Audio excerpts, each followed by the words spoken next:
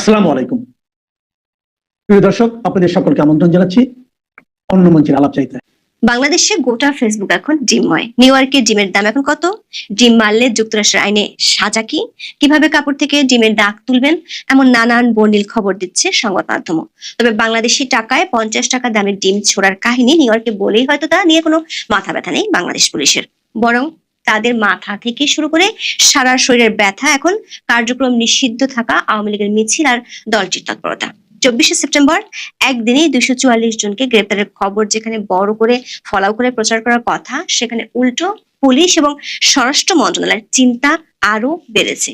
খোদ পুলিশের কর্তা ব্যক্তিরাই সংবাদ সম্মেলনে বলছেন, আওয়ামী লীগের এত বিশাল সমর্থক গোষ্ঠী আছে যে দলটির মিছিল ও তৎপরতা পুরোপুরি সিলগালা করা দুঃসাধ্য। আবার পুলিশের বস স্বরাষ্ট্র উপদেষ্টা প্রকাশ্যে বলেছেন, আওয়ামী লীগ ও সহযোগী সংগঠনের নেতা কর্মীরা যাতে সহজে জামিন না পান সে ব্যাপারে চেষ্টা করা হচ্ছে। মানে সাংবিধানিক মৌলিক অধিকারকে পকেট বন্দি করেও কুল কিনারা করতে পারছে না সরকার। প্রশ্ন হলো, পুলিশ ও স্বরাষ্ট্র মন্ত্রণালয় এবং সরকার এমন দিশেহারা ভাব কেন? সূত্রগুলো বলছে, পুলিশের হাতে দলটির তৎপরতার এমন কিছু খবর এসেছে যা নিয়ে বেশ বড় রকমের চিন্তায় পড়েছে পুলিশের ঊর্ধ্বতন কর্তৃপক্ষ। সরকার একাধিক সূত্র বলছে, আওয়ামী লীগের কার্যক্রম নিষেধের ইস্যুটি ভুল ছিল, এমনটা মনে করছেন একাধিক উপদেষ্টা। বিস্তারিত জানতে চলুন যাওয়া যাক বিশ্লেষণে। 23শে সেপ্টেম্বর ঢাকা মহানগর পুলিশের কাছে খবর আসে পরদিন মানে 24শে সেপ্টেম্বর দুপুর 1টা থেকে বিকেল 5টার মধ্যে আওয়ামী লীগ ও অঙ্গ সংগঠনের নেতাকর্মীরা রাজধানীতে বড় ধরনের শোডাউন করবে। রাজধানীর আগারগাঁও থেকে মিছিল শুরু হয়ে ধানমন্ডির 32 নম্বরে শেষ হবে, এমন খবর জানতে পারে পুলিশ।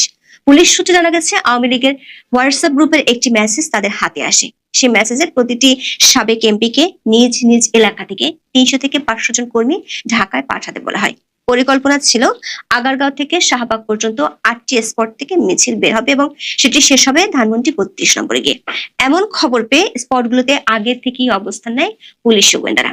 পুলিশের ঊর্ধ্বতন কর্তৃপক্ষ সাহায্য চায় স্থানীয় বিএনপি, যুবদল ও ছাত্রদলের। তাদের সহায়তায় আগারগাঁও থেকে ফার্মগেট এলাকা পর্যন্ত কমপক্ষে 244 জনকে আটক করে পুলিশ। তবে পুলিশের একটি সূত্র বলছে, এদের অনেকেই নিরীহ পথচারীও হবার।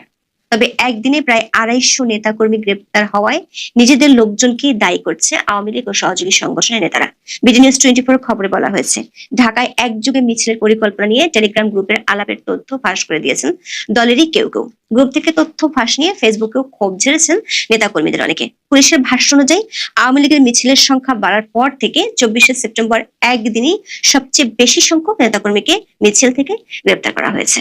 এমন সাফল্যের পর তড়িৎ প্রেস কনফারেন্স ডাকে ঢাকা মহানগর পুলিশ বা ডিএমপি। বিকেলে ডিএমপি মিডিয়া সেন্টার আয়োজিত সংবাদ সম্মেলনে অতিরিক্ত police commissioner S N. Mohammad Nazrul Islam যা বলেছেন তাতে পুলিশের দুশ্চিন্তার কথাই ফুটে উঠেছে।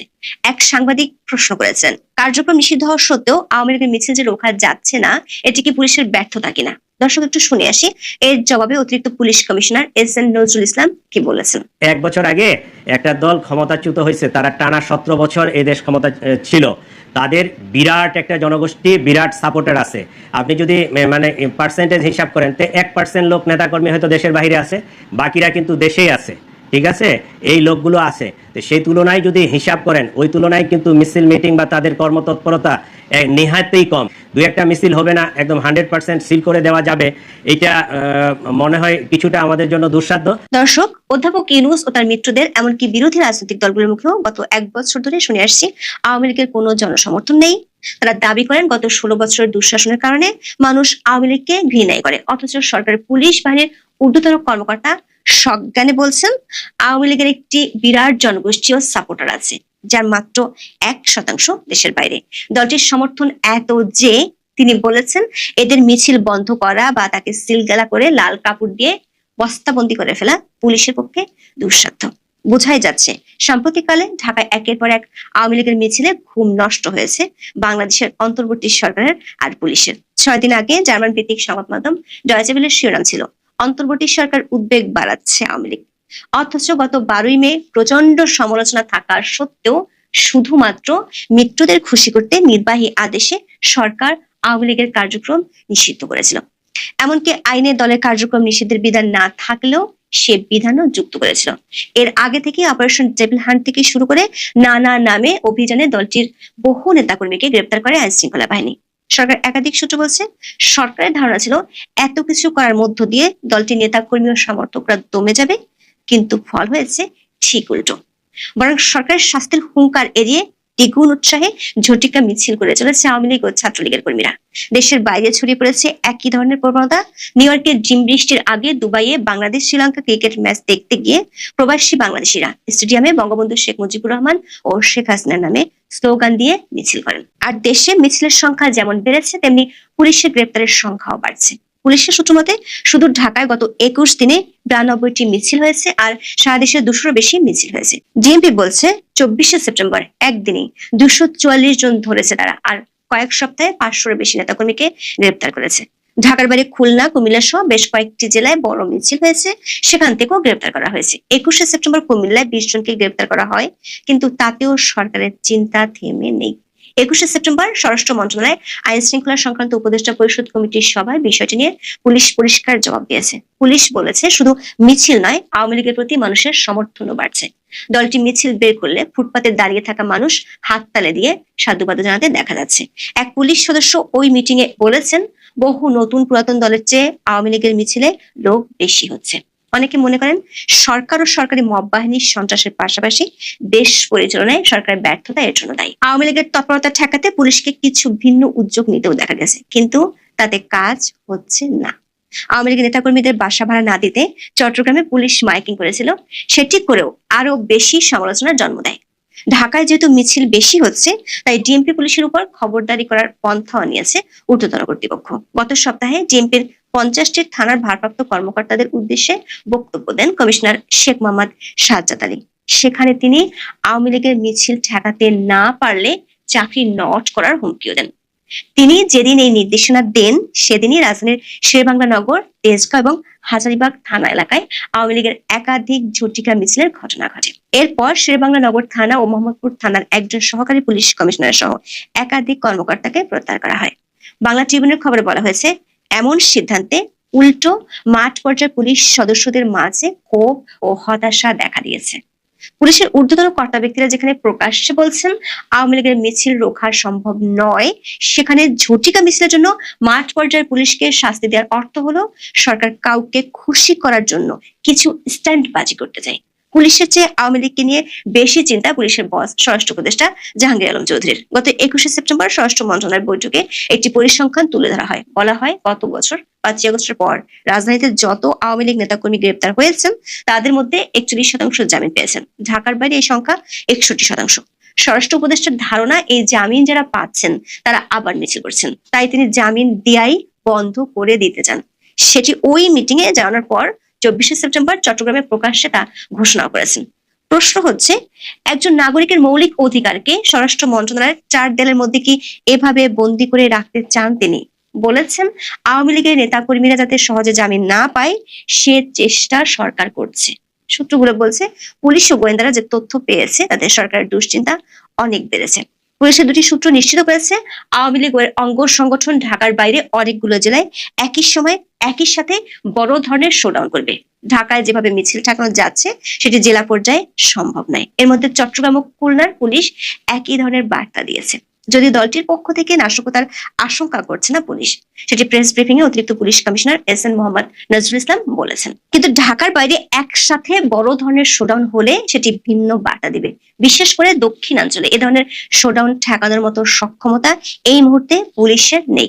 আর নাশকতা না করলে সেনাবাহিনী কোনো ধরনের অ্যাকশনে যাবে না। এমন পরিস্থিতিতে নিউ ইয়র্কে বসে ঘুম হারাম হয়ে যাচ্ছে সরকার কোর কমিটির। এতটাই বিচলিত যে কোন উপদেষ্টা আওয়ামী লীগকে নিষিদ্ধ করার বিষয়টি যে ভুল ছিল সেটিও কোর কমিটির বৈঠকে বলেছেন। উপদেষ্টা পরিষদের একজন সিনিয়র সদস্য গত বছর আগস্টে 2 উপদেষ্টা আওয়ামী লীগকে নিষিদ্ধ না করার জন্য যা বলেছেন সেটি স্মরণ করেন। তার মধ্যে একজন ছিলেন আইন উপদেষ্টা আসিফ নজরুল। দেখে আসি তিনি কি বলেছেন।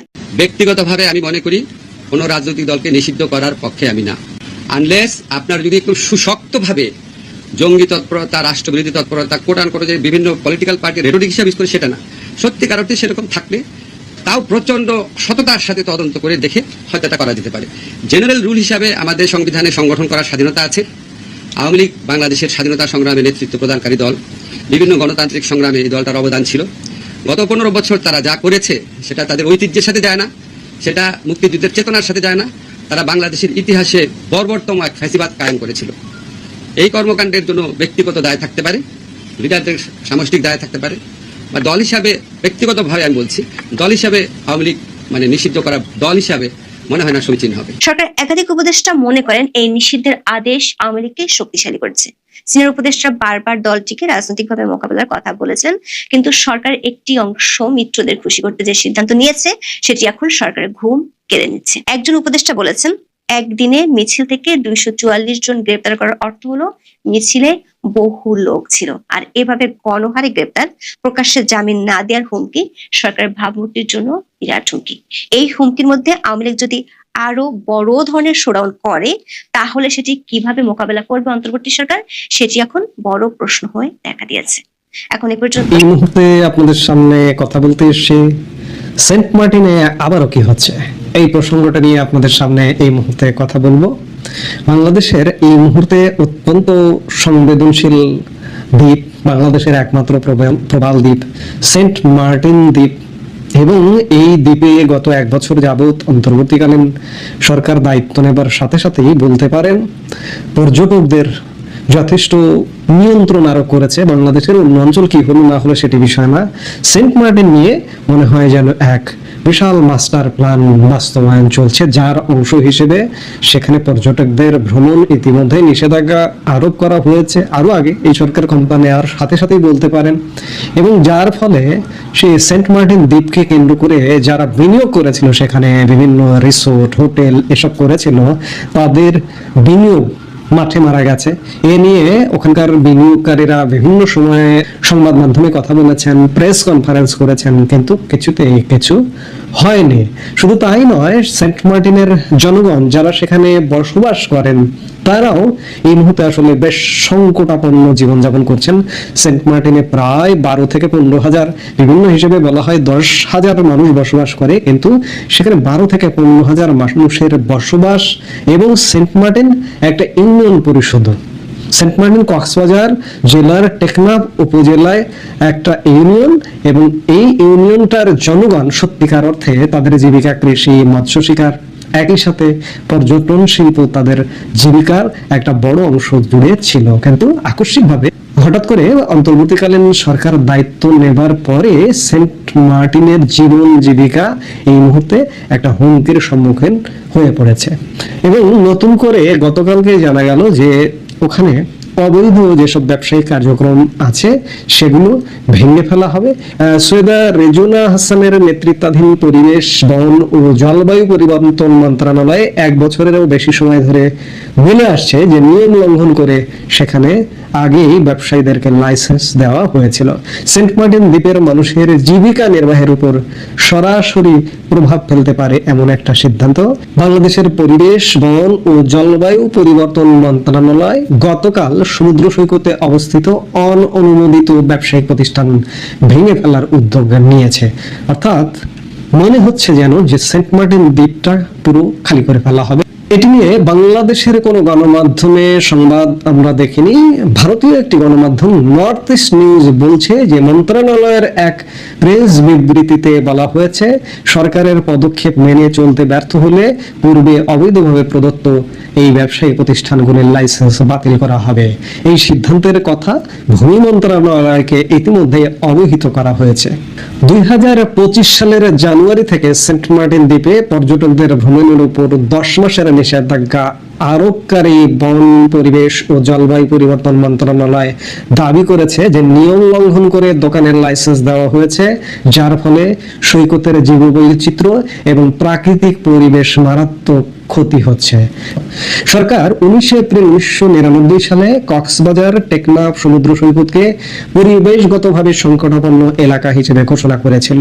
উল্লেখ করে মন্ত্রণালয় ব্যবসায়িক প্রতিষ্ঠান ভেঙে ফেলার হুমকির পক্ষে যুক্তি উপস্থাপন করে বলেছে যে বাংলাদেশের হাইকোর্ট এবং সুপ্রিম কোর্ট পূর্বে বিভিন্ন সময়ে সমুদ্র সৈকতে স্থাপনা নির্মাণের বিরুদ্ধে নিষেধাজ্ঞা জারি করেছিল।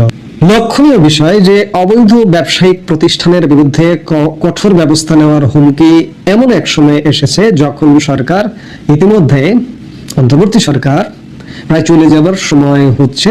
অন্যদিকে এই সরকারের এই সিদ্ধান্তটা আরো বিভ্রান্তি তৈরি করছে, যেখানে কক্সবাজার এবং চট্টগ্রামকে কেন্দ্র করে সামরিক মহড়া হচ্ছে এবং মার্কিন সৈন্যদের উপস্থিতি বৃদ্ধির একটা সাড়া শব্দ পাওয়া যাচ্ছে। এমন সময় সেন্ট মার্টিনে অবৈধ স্থাপনা উচ্ছেদ অভিযানের একটা হুঙ্কার দিল বাংলাদেশের বন, পরিবেশ ও জলবায়ু পরিবর্তন বিষয়ক মন্ত্রণালয়। এই হুঙ্কার থেকে অনেকে আশঙ্কা করছেন যে সেন্ট মার্টিন দ্বীপকে পুরোপুরি খালি করা হচ্ছে বা কোনো দুর্বিসন্ধি পরিকল্পনা থেকে। আমরা দীর্ঘদিন যাবৎ সেন্ট মার্টিন দ্বীপ নিয়ে নানা রকম আলাপ আলোচনা শুনছি। মার্কিন সামরিক ঘাঁটি বা মার্কিন অবস্থান শুধুমাত্র সেন্ট মার্টিনে নয়, পুরো পার্বত্য চট্টগ্রাম এলাকায় মার্কিন অগ্রাসনের থাবায় পার্বত্য চট্টগ্রাম, ভারতের সেভেন সিস্টার্স, মিয়ানমারের রাখাইন রাজ্য আছে। সেই জায়গায় আলাদা করে সেন্ট মার্টিনকে কল্পনা করা যায় না, কিন্তু সেন্ট মার্টিন যেহেতু একটা ভিন্ন, একটা চমৎকার প্রবাল দ্বীপ, সেখানে 10,000 বা 15,000 মানুষ বসবাস করে স্বাভাবিকভাবে। সাধারণত মার্কিন যে আর্মি বেস ক্যাম্পগুলো হয় সেগুলোতে অনেক বেস ক্যাম্পে 10,000 সৈন্য থাকে, 20,000, 30,000 সৈন্য থাকে বা 5,000 সৈন্য থাকে। সেই জায়গায় সেন্ট মার্টিন মার্কিন সামরিক ঘাঁটির জন্য দীর্ঘদিন যাবৎ এবং অবস্থানগতভাবে বঙ্গোপসাগরের কোল ঘেঁষে অবস্থানের কারণে এই অঞ্চলে খুব গুরুত্বপূর্ণ। পার্বত্য চট্টগ্রাম, ভারতের সেভেন সিস্টার্স কিংবা রাখাইন রাজ্য মার্কিন তত্ত্বাবধানে থাকলো, কিন্তু সেন্ট মার্টিনে একটা সামরিক ঘাঁটি থাকলো। এগুলো আমরা দীর্ঘদিন যাবৎ আলাপ আলোচনা শুনছি, কিন্তু হঠাৎ করে সেন্ট মার্টিন নিয়ে যখন কোনো হুঙ্কার শুনি, কোনো কর্মতৎপরতা শুনি সরকারের, তখন মনে হয় যেন বিশেষ কোনো উদ্দেশ্য নিয়েই সেন্ট মার্টিন খালি করবার প্রবণতা চলছে ইতিমধ্যেই। কারণ সেখানে পর্যটক কন্ট্রোল করবার কারণে সেন্ট মার্টিন ইতিমধ্যেই অনেকটাই খালি হয়ে যাবার মতো। সেখানে যেমন 10-15 হাজার মানুষ বসবাস করে, আজকে নানা রকম সংকটের কারণে, জীবন জীবিকার সংকটের কারণে সেন্ট মার্টিনে যারা ভ্রাম্যমান মানুষও বিভিন্ন অঞ্চল থেকে, ধরুন উত্তরবঙ্গ থেকে গিয়েও সেন্ট মার্টিনে হয়তো একটা দোকান দিয়ে বসবাস করেছে, সেসব মানুষ কিন্তু সেন্ট মার্টিন থেকে চলে আসার একটা প্রবণতা ইতিমধ্যে বহু মানুষজন চলে এসছে। অর্থাৎ সেন্ট মার্টিনকে খালি করবার, বিশেষ উদ্দেশ্যে খালি করবার একটা প্রচেষ্টা নেওয়া হচ্ছে। এই প্রশ্নগুলোর উত্তর পেতে হলে আমাদের দেখতে হবে আরো সামনে কি ঘটছে। কারণ এই সরকার তো আর কয়েক মাস আছে, অক্টোবর, নভেম্বর, ডিসেম্বর, জানুয়ারি, ফেব্রুয়ারি, অর্থাৎ 4 মাসের কিছু বেশি। যদি সরকার ফেব্রুয়ারির মধ্যে প্রথমার্ধে ইলেকশন করে, তাহলে ধরে নিতে পারেন যে এখন থেকে 5 মাসের মতো এই সরকার আছে। এর মধ্যে আরো কি ঘটে আমরা নিশ্চয়ই দেখবো। এই মুহূর্তে পর্যন্ত